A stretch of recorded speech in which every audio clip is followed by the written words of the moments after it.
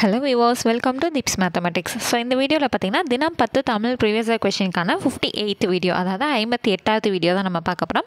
Already 57 வீடியோஸில் daily 10 questions அப்படிங்கிற விதத்தில் 570 கொஸ்டின்ஸ் வந்து நம்ம கம்ப்ளீட் பண்ணிட்டோங்க. இன்றைக்கி ஒரு 10 பார்த்துட்டோம் அப்படின்னா 580 கொஸ்டின் வந்து நமக்கு கம்ப்ளீட் ஆகிடும். இப்போ தான் நம்மளோட சேனலில் இந்த வீடியோ ஃபஸ்ட் டைம் பார்க்குறீங்க அப்படின்னா இந்த பிளேலிஸ்ட் வந்து நாங்கள் க்ரியேட் பண்ணி வச்சுருக்கோங்க. ஸோ தினம் 10 தமிழ் ப்ரீவியஸாக கொஷின் அப்படிங்கிற பிளேலிஸ்ட்டே நம்ம வந்து க்ரியேட் பண்ணியிருக்கோம். ஸோ அதில் நீங்கள் செக் பண்ணிங்கன்னா ப்ரீவியஸாக அப்லோட் பண்ண 57 வீடியோஸும் நீங்கள் வந்து பார்த்து தெரிஞ்சுக்கலாம். ஸோ நீங்கள் படித்து முடிச்சுட்டு அதுக்கப்புறம் நீங்கள் ப்ரீவியஸாக கொஷின் வந்து ப்ராக்டிஸ் பண்ணுறதுக்கும், ஸோ படிக்கிறப்பவே ப்ரீவியஸாக கொஷின் வந்து ஒரு நாளைக்கு 10 அப்படின்னு சொல்லிட்டு ப்ராக்டிஸ் பண்ணுறப்ப உங்களால் வந்து நிறைய கொஷின்ஸ் வந்து உங்களால் தெரிஞ்சுக்க முடியும். ஸோ அது மட்டும் இல்லாமல் டிஎன்பிசி சைட்லேருந்து எந்தெந்த இடங்களில் நம்மளுக்கு வந்து கொஷின்ஸ் வந்து கேட்கப்படுது அப்படிங்கிற விஷயத்தை நம்மளால் அனலைஸ் பண்ணி புரிஞ்சுக்க முடியும். ஸோ அந்த வகையில் பார்த்திங்கன்னா ப்ரீவியஸாக கொஷின் படிக்கிறது வந்து ரொம்ப ரொம்ப முக்கியமான ஒரு விஷயங்க. சில நேரங்களில் நம்ம நினைப்போம் இங்கேருந்து இல்லாமல் நமக்கு கேள்வி வரப்போது நம்மளாவே வந்து எனக்கு எல்லாம் தெரியும் அப்படிங்கிற மாதிரி நம்ம வந்து இக்னோர் பண்ண ஆரம்பிப்போம் இல்லைங்களா. ஸோ அந்த விஷயங்கள் எல்லாம் தெளிவுபடுத்துறதுக்கு நமக்கு எது ஹெல்ப் பண்ணும் அப்படின்னா இந்த ப்ரீவியஸாக கொஷின்ஸ் வந்து நமக்கு ரொம்பவே ஹெல்ப் பண்ணும். அந்த வகையில் இன்றைக்கான ஃபர்ஸ்ட் கொஷின் என்னங்கிறத பார்ப்போம். விடை வகைகள். உனக்கு கதை எழுத தெரியுமா என்ற வினாவிற்கு கட்டுரை எழுத தெரியும் என்று கூறுவது எந்த வகையான விடை அப்படிங்கிறத நம்மள்கிட்ட கேட்டிருக்காங்க. ஸோ இதுக்கான ஆன்சர் பார்க்கறதுக்கு முன்னாடி வழக்கம் போல் எப்போவுமே இந்த விடை வினா அப்படின்னு வந்துருச்சுனாலே ஒரு 2 கொஷின் வந்து நான் கேட்பேன் இல்லைங்களா. ஸோ இப்போவும் அதே தான் கேட்க போகிறேன். ரொம்ப பெரிய கொஷின்லாம் இல்லைங்க. வினா எத்தனை வகைப்படும், விடை எத்தனை வகைப்படும், ஸோ என்னென்ன எவ்வளோ டைப்ஸ் இருக்குது, வினா அப்படிங்கிறது எத்தனை டைப்ஸ் இருக்குது, விடைங்கிறது எத்தனை டைப்ஸ் இருக்குதுன்னு தெரிஞ்சவங்க எல்லாருமே கமெண்ட் செக்ஷனில் கமெண்ட் பண்ணுங்கள். ஓகேங்களா. சரி, இப்போ இதுக்கான கொஷின் பார்த்துருவோம். உனக்கு வந்து கதை எழுத தெரியுமான்னு கேட்டால் எனக்கு அது தெரியும் தெரியாதுன்னு சொல்லாமல் எனக்கு கட்டுரை எழுத தெரியும். ஸோ இந்த மாதிரி எனக்கு என்ன தெரியுமோ நான் அதை தான் சொல்லுவேன். அந்த மாதிரி சொல்லக்கூடியது என்னன்னு பார்த்தீங்கன்னா இனமொழி விடை. ஸோ இதுக்கு புக்லேயே ஒரு எக்ஸாம்பிள் வந்து இருக்கும். என்ன அப்படின்னு சொல்லி பார்த்தீங்கன்னா உனக்கு பாட தெரியுமா இல்லைனா உனக்கு ஆட தெரியுமா அப்படின்னு கேட்டால் அதுக்கு ஆப்போசிட்டாக எனக்கு பாட தெரியும் அப்படின்னு சொல்கிறது. இது வந்து புக்கில் இருக்கக்கூடிய ஒரு எக்ஸாம்பிள். ஸோ எக்ஸாக்டாக அதே மாதிரி ஒன்று தான். ஸோ அதுக்கான ஆன்சர் இனமொழி விடை. ஸோ மறக்காமல் விடை எத்தனை வகைப்படும்ன்றதையும் கமெண்ட் பண்ணுங்கள், வினா எத்தனை வகைப்படும் அப்படிங்கிற கேள்விக்கு பதிலையும் கமெண்ட் பண்ணுங்கள். அடுத்தது செகண்ட் போயிடலாம்.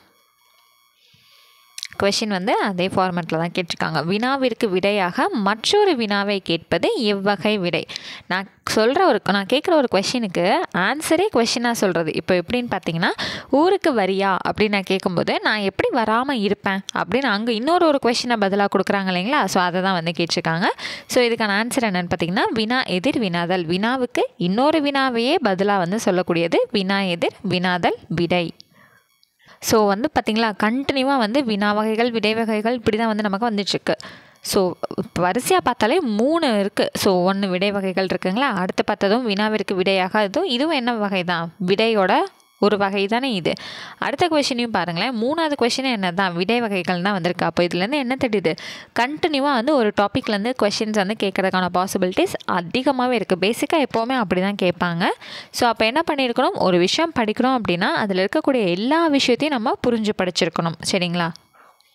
சில பேர் என்ன பண்ணுவாங்கன்னா எனக்கு இப்போ ஒரு கண்டென்ட் இருக்குங்க, இவ்வளோ பெருசாக ஒரு கண்டென்ட் இருக்குது அப்படின்னா எனக்கு இது வரைக்கும் தான் புரியுது, நான் இதை படிச்சிட்டேன், அதான் இது படிச்சிட்டேன்ல, இதில் இதுக்கு மேலே இது எதுக்கு அப்படின்னு சொல்லிட்டு இக்னோர் பண்ணுவாங்க.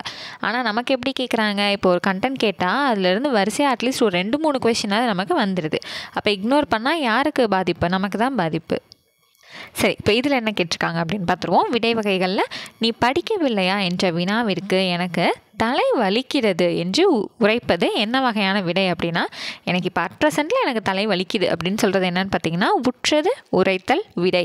இனிமேல் எனக்கு வலிக்கும், படித்தா எனக்கு வலிக்கும் அப்படின்னு சொன்னாங்கன்னா அது உருவது கூறல். ஓகேவா. எனக்கு இப்போ வந்து வலிக்குது, எனக்கு இப்போ அது நடந்துட்டுருக்கு அப்படின்னா உற்றது உரைத்தல். ஸோ இதுக்கு வந்து நிறைய பேர் வந்து கன்ஃபியூஸ் பண்ணிப்பாங்க, தெளிவாக படித்து வச்சுக்கோங்க. அடுத்து 4th கொஷின். ஒருமை பன்மை பிழையற்ற தொடரை தெரிவு செய்க. இது நமக்கு ரொம்ப ரொம்ப முக்கியமான ஒரு விஷயம். சரிங்களா. இது எப்போவுமே தப்பு பண்ணிடக்கூடாது. ஏன்னா இந்த மாதிரி பகுதிகள் எல்லாமே ஈஸியாக வந்து படிக்காமலே நம்ம மார்க் வாங்கக்கூடிய பகுதிகள். இது எல்லாமே பறவைகள் வந்து தங்கியது. ஸோ இப்போ வந்து ஒரு ஆப்ஷன் பார்த்தாலே நம்ம வந்து யோசிக்கணும். பறவைகள் அப்படின்னு கொடுத்துருக்காங்க, ப்ளூரல் ஃபார்ம். அப்போ என்ன வந்திருக்கணும், இங்கேயும் பன்மையில் தான் நமக்கு இங்கேயும் வரணும். ஆனால் இங்கே தங்கியதுன்னு சொல்லிட்டு ஒருமையில் வந்திருக்கு. அப்போ நம்மளே யோசிச்சு பார்க்கணும். அப்போ பறவைகள் வந்து என்ன வந்திருக்கணும், தங்கின அப்படிங்கிறத நமக்கு வரணும். பிகாஸ் அது என்னதுங்க, பலவின் பால் தானே. இங்கே என்ன கொடுத்துருக்காங்க, தங்கினார்கள் அப்படின்னு சொல்லிட்டு உயர்திணையை குறிக்கக்கூடிய பலர்பாலில் வந்திருக்கு. அப்போ இது வந்து வரக்கூடாது. நமக்கு இது வந்து என்னது, அக்ரிணை. அப்போ அக்ரிணைக்கு பலவின் பால்னால் என்ன வரணும், தங்கின அப்படின்னு தான் வரும். தங்கினார்கள்னு மரியாதையெல்லாம் கொடுக்க மாட்டாங்க இல்லையா அக்ரிணையில். அப்போ பறவைகள் வந்து தங்கின தான் இதுக்கான சரியான பதில். அடுத்தது பாருங்கள், வரிசையாக அதே மாதிரி தான் கேட்குறாங்க. ஒருமை பன்மைனா அடுத்த கொஷினும் ஒருமை பன்மை தான். ஸோ இதில் வந்து ஒரு ஆப்ஷனை படித்து பார்ப்போம். மொழி வளரும் தன்மை உடையன.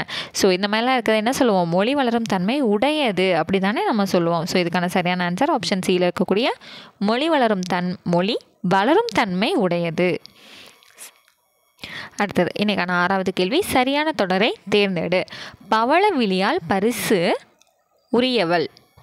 ஸோ இதுவும் வந்து ஒரு சரியாக இல்லாதமே ஒரு இதாக இருக்குது இல்லைங்களா. சரி, அடுத்ததை பார்ப்போம். பவளவிழி தான் பரிசு உரியது. இதுவும் வரதுக்கு வாய்ப்பில்லை. இங்கே பாருங்கள், பவளவிழி தான் பரிசுக்கு உரியவள். ஓகே, அந்த பரிசுக்கு உரியவள் யாருன்னா இந்த பொண்ணு தான். ஸோ இந்த ஆப்ஷன் தான் நமக்கு என்ன படுது, சரியாக வந்து அமைஞ்சிருக்கு. அப்போ பவளவிழி தான் பரிசுக்கு உரியவள் அப்படிங்கிறதான் சரியான ஆன்சர். அடுத்து இன்றைக்கான 7வது கொஷின். ஸோ சொல் பொருள் பொறுத்துக்க. இது நமக்கு எக்ஸாக்டாக எங்கேருந்து கேட்பாங்க, புக்கில் படிக்கிறோம் இல்லைங்களா. ஒரு பாடல் முடிஞ்சுது அப்படின்னா அதுக்கு கீழே சொல்லும் பொருளும் கொடுத்துருக்காங்க இல்லைங்களா. ஸோ அதுலேருந்து தான் அப்படியே கேட்டிருக்காங்க.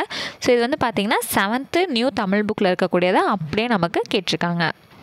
சாரி 7th இல்லை, 6th சிலப்பதிகாரம் இருக்குது இல்லைங்களா. இயல் 2ல் 6th முதல் பருவம் சிலப்பதிகாரம் இருக்குது இல்லையா, அதுலேருந்து கேட்கப்பட்டிருக்குது. திகிரி அப்படின்னா என்னதுங்க, ஆணை சக்கரம். அழி அப்படின்னா கருணை. அலர் அப்படிங்கிறது என்னங்க வரும், மலர்தல். கொங்குனா மகரந்தம். அப்போ ஆன்சர் வந்து நம்ம எப்படி எழுதுவோம், 2 1 4 3. அப்போ 2 1 4 3ங்கிறது நமக்கு ஆப்ஷன் ஏல வந்து கொடுத்துருக்காங்க. ஸோ ஆப்ஷன் ஏ தான் சரியானது. அடுத்தது 8th, இதுவும் எப்படி தான் கொடுத்துருக்காங்க, சொல் பொருள் பொறுத்துக்க தான் கொடுத்துருக்காங்க இல்லைங்களா. ஸோ இதுக்கான ஆன்சர்ஸ் என்னங்கிறத செக் பண்ணிடலாம். ஸோ ஃபஸ்ட்டு வந்து புரிசை அப்படிங்கிறது என்னென்னு பார்த்தீங்கன்னா மதில்.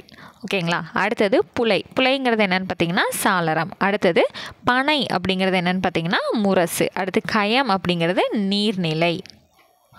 ஸோ இப்போ இதுக்கான ஆன்சர் என்னங்க வரும், ஃபஸ்ட்டு இதுக்கு 3, அடுத்து 1, அடுத்து 4, லாஸ்ட்டில் 2. ஓகேவா. அப்போ இதோட ஆன்சர் என்னது, 3 1 4 2. ஸோ இது எங்கே இருக்குன்னு பார்த்தீங்கன்னா 3 1 4 2 வந்து ஆப்ஷன் டியில் வந்து இடம்பெற்றிருக்கு. அடுத்தது இன்றைக்கான 9th கொஷின். வருதல் என்பதன் வேர்ச்சொல்லை கண்டறிக. ஸோ வருதல் அப்படிங்கிறது வேர்ச்சொல் வந்து என்னங்க வரும், வா அப்படிங்கிறதா. வருதல், வருவான், வந்தால், ஸோ இந்த மாதிரி வரும் இல்லைங்களா. ஸோ அது என்னது, வா அப்படிங்கிறதா இதுக்கான வேர்ச்சொல். சரி, இப்போ உங்கள்கிட்ட என்ன கொஷின் நான் கேட்க போகிறேன் அப்படின்னு பார்த்தீங்கன்னா, வருதல் இது வந்து இலக்கண குறிப்பு வந்து என்ன அப்படிங்கிற சொல்லுங்கள். அதாவது வினையச்சமா, பெயரச்சமா, தொழிற்பெயரா, வினைமுற்றா, ஸோ இந்த மாதிரி கேட்குறேன். ஓகேங்களா. இப்போ வருதல் அப்படிங்கிறது அதுக்கான இலக்கண குறிப்பு என்னங்கிறத சொல்லுங்கள். ஸோ அடுத்தது இன்றைக்கான லாஸ்ட் கொஷின் என்னங்கிறத நம்ம தெரிஞ்சுக்கலாம்.